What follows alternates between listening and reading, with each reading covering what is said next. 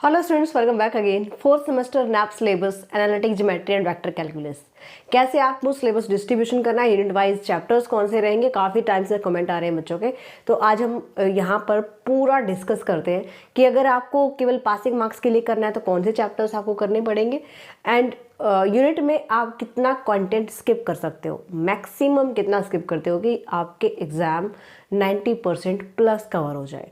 मतलब हम चैप्टर भी स्किप करें और हमारी परसेंटेज पर ज़्यादा फर्क भी ना पड़े, है ना। तो यूनिट वाइज इंपॉर्टेंट चैप्टर्स आप सिंपल लैंग्वेज में बोल सकते हैं। तो कौन से रहेंगे यहाँ पे देखिए, 14 चैप्टर्स आपके पास टोटल रहेंगे, है ना। कितने चैप्टर हैं?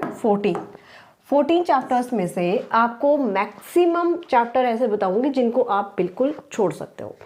सबसे पहला पॉइंट ये बताने से पहले, इंपॉर्टेंट चैप्टर बताने से पहले मैं आपको ये ज़रूर बताना चाहूँगी कि जो भी चैप्टर्स आपके हैं, अगर आप इनको अभी इसी सेमेस्टर में नहीं पढ़ते हैं तो आगे जाकर के आपको प्रॉब्लम आएगी। अगर आप मैथ्स से एमएससी करते हैं, आगे जाकर के आपको मैथ्स के साथ रहना है, मैथ्स के टच में रहना है, मैथ्स से एमएससी करना चाहते हो, मैथ्स में आप आगे टीचर, प्रोफेसर जो भी बनना चाहते हो, समझ गए। तो अगर मैथ्स आपके साथ चल रहा है तो आपको भी इनके साथ चलना पड़ेगा। जो भी टॉपिक आप स्किप करेंगे आगे जाकर के प्रॉब्लम 100% क्रिएट होगी और ये टॉपिक्स आपको फिर से पढ़ने पड़ेंगे। लेकिन अभी के लिए, क्योंकि बहुत बच्चों की रिक्वायरमेंट आ रही है कि मैम इंपॉर्टेंट चैप्टर्स बताए जाएं, क्योंकि हमें परसेंटेज भी यहाँ पे देखनी है, उसके लिए मैं आपको ज़रूर बताऊंगी। लेकिन नॉलेज के पॉइंट ऑफ व्यू से और आगे अगर आप मैथ्स में ही बहुत अच्छा करना चाहते हैं उसके पॉइंट ऑफ व्यू से आप बिल्कुल स्किप नहीं करेंगे। पूरा कंटेंट एक बार के लिए अच्छा पढ़ेंगे। जो चैप्टर मैं यहाँ पे बताऊंगी उनको अच्छे से कर लीजिए, ठीक है। चलिए देखिए, यूनिट फर्स्ट देखते हैं। यूनिट फर्स्ट में आपके पास है 3 चैप्टर्स। यूनिट फर्स्ट आपके पास कितने चैप्टर्स ले रहा है? 3 चैप्टर्स है। यहाँ पर सबसे ज़्यादा इम्पोर्टेंट, मोस्ट इम्पोर्टेंट चैप्टर है भाई first chapter, general equation of second degree. अब क्योंकि ये जो पेपर है ये कुरुक्षेत्र यूनिवर्सिटी और CRSU यूनिवर्सिटी, 2 ही यूनिवर्सिटीज़ में है अपने हरियाणा में, है ना। अदरवाइज 4th सेमेस्टर में पुराना सिलेबस चल रहा है अभी, ठीक है। तो KUK के बच्चे KUK के बच्चे जो भी या CRSU के बच्चे अपने पुराने जो रिजल्ट आ चुके हैं ना, जो अपने अलग अभी जो ओल्ड सेमेस्टर्स के रिजल्ट आए हैं, इनसे कुछ सीख लीजिए। तो आपने देखा होगा रीअपियर कितने ज़्यादा आए हैं क्लास में। आप ये मान के चलो 10% स्टूडेंट निकल रहे हैं। इसका मतलब कहीं ना कहीं हमारी तैयारी करने में भी गड़बड़ मिलेगी। हम बहुत सिलेक्टेड सिलेबस करते हैं, बहुत ही सिलेक्टेड सिलेबस करते हैं और उसमें से भी सोचते हैं कि हमें इंपॉर्टेंट क्वेश्चंस मिल जाए। Am I right? तो यहाँ पर आपको खुद के लिए भी सोचना पड़ेगा। सिर्फ हम ये नहीं कह देंगे कि भाई मार्किंग ऐसी होती है, मार्किंग हार्ड होती है, क्योंकि ऐसे बच्चे भी जिन्होंने टॉप किया है, जो मेरे पास पढ़ रहे हैं, एप्लीकेशन पर पढ़ रहे हैं, उन्होंने टॉप भी किया है, तो वो भी इसी यूनिवर्सिटी के स्टूडेंट हैं, है ना। तो ये चीज़ आपको देखनी पड़ेगी। सिलेबस जितना भी करो बहुत अच्छे से करो और ज़्यादा मिनिमम मत करो। मतलब मैक्सिमम करोगे तो यार आपके पास चॉइस रहती है कि अगर मैक्सिमम सिलेबस करते हैं तो हमारे एवरेज मार्क्स आ जाते हैं ना। 100% सिलेबस करते हैं तब जाके हमारे 90% प्लस कवर होते हैं मार्क्स। चलिए, first chapter is most important chapter, बहुत ज़्यादा इंपॉर्टेंट चैप्टर है। यहाँ से शॉर्ट क्वेश्चन भी रहेंगे, लॉन्ग क्वेश्चन भी रहेगा, क्योंकि पहली यूनिट में 3 चैप्टर्स है, इसलिए आपको यहाँ पे 2 चैप्टर करने पड़ेंगे। एक चैप्टर को आप यहाँ पे स्किप कर सकते हो, ज़्यादा रिस्क नहीं होगा। लॉन्ग क्वेश्चन के लिए तो नहीं होगा, शॉर्ट क्वेश्चन यहाँ से बेशक आ सकता है।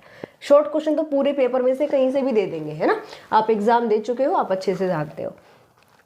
आगे चलते हैं। नेक्स्ट यूनिट आपके पास है 4th और 5th chapter, sphere and cone. Sphere और कॉन में ज़्यादा इंपॉर्टेंट चैप्टर कौन सा है वो मैं आपको बता देती हूँ। स्फीयर ज़्यादा इंपॉर्टेंट है, स्फीयर ज़्यादा इंपॉर्टेंट है कॉन के कंपैरिजन में। बट एक चीज़ ध्यान रखना, आपकी यूनिवर्सिटी में अगर 2 ही चैप्टर है ना यूनिट में, तो एक एक पार्ट बिल्कुल बना सकते हैं। इसमें मतलब खुद को यूँ मत बाद में ब्लेम करना कि हमने तो ये चैप्टर कर लिया, ये इसलिए छोड़ दिया कि पूरा क्वेश्चन यहीं से बन जाना चाहिए था। ऐसा कहीं नहीं लिखा हुआ है कि पूरा क्वेश्चन आपका 4th में से ही बनाएंगे और एक आपका 5th चैप्टर से बनाएंगे। यानी कि यहाँ से जो 3rd क्वेश्चन बनेगा हमारा लॉन्ग क्वेश्चन, A पार्ट ले लेंगे स्फीयर का और B पार्ट ले लेंगे कॉन का। फिर क्या करेंगे? क्वेश्चन तो छूट गया हमारा, यहाँ पे हाफ क्वेश्चन रह जाएगा, है ना। इसलिए मैं आपको कहती हूँ कि जहाँ पर 2 चैप्टर्स है ना, वहाँ तो बिल्कुल भी रिस्क नहीं लेना है। स्फीयर भी करना है, कॉन भी करना है। ओके। लेकिन जो बच्चा केवल पास होना चाहता है स्फीयर कर लो, कौन छोड़ दीजिए। आगे बात समझ में। यूनिट नंबर सेकंड के लिए, थर्ड के लिए चलते हैं। थर्ड क्या कहती है, cylinder, the conicoid, confocal conicoids, reduction of second degree equation. यहाँ पर आप 2 चैप्टर कर लो, सिलेंडर और कॉनिकॉइड्स। ओके। अब जैसे आपने अगर यहाँ से कॉन स्किप कर दिया ना, तो कॉन से रिलेटेड क्वेश्चंस कॉनिकॉइड में भी मिलेंगे और कॉनिकॉइड करना आपके लिए मस्ट है। यहाँ पर आप कॉनिकॉइड को नहीं स्किप कर सकते हो। Understand this point. तो यहाँ पर ज़्यादा इंपॉर्टेंट चैप्टर जो रहेंगे सिलेंडर और कॉनिकॉइड रहेंगे। आप 8th और 9th चैप्टर को यहाँ से स्किप कर सकते हैं। 8th और 9th को स्किप कर सकते हो बिना किसी रिस्क के। आप हाफ चैप्टर कौन का छोड़ सकते हो, वो भी मैं हाफ ही बोल रही हूँ ना, वो भी बहुत ज़्यादा मतलब सोच समझ के कि 1.5 चैप्टर तो हमें करना चाहिए। अगर पार्ट बना भी देता है, सेकंड पार्ट, थर्ड क्वेश्चन का बी पार्ट यहाँ से बना भी देता है, तो हमारा ज़्यादा रिस्क ना हो। अंडरस्टैंड। नेक्स्ट देखते हैं unit number 4th। Unit 4th में आपके पास है यूनिट 4th 5 चैप्टर्स, और ये मान के चलो पूरा वेक्टर कैलकुलस आपको दे दिया गया है, पूरा वेक्टर कैलकुलस। यहाँ पर अगर आप स्किप भी करेंगे और आगे जब आपको प्रॉब्लम आएगी तो ये दोनों चैप्टर फिर से करने पड़ेंगे। इंपॉर्टेंट चैप्टर कौन से हैं एग्जाम के पॉइंट ऑफ व्यू से, इजी कौन से रहेंगे, 10th रहेगा, 11th रहेगा, 12th रहेगा। और इन चैप्टर्स में मान के चलो वेक्टर कैलकुलस का 60% अबाउ कंटेंट कवर हो जाता है। 60% अबाउ, मतलब पूरी जो वेक्टर कैलकुलस की बुक हमारे पहले सेकंड सेमेस्टर में अप्लाई होती थी, वहाँ से केवल एक चैप्टर छोड़ दिया, बाकी पूरा वेक्टर कैलकुलस दिया हुआ है। और इसमें सबसे ज़्यादा इंपॉर्टेंट चैप्टर आपके पास रहेंगे 10th, 11th और 12th। एग्जाम के पॉइंट ऑफ व्यू से आप ये छोड़ सकते हो, बट यहाँ से इंपॉर्टेंट क्वेश्चंस शॉर्ट भी बनेंगे।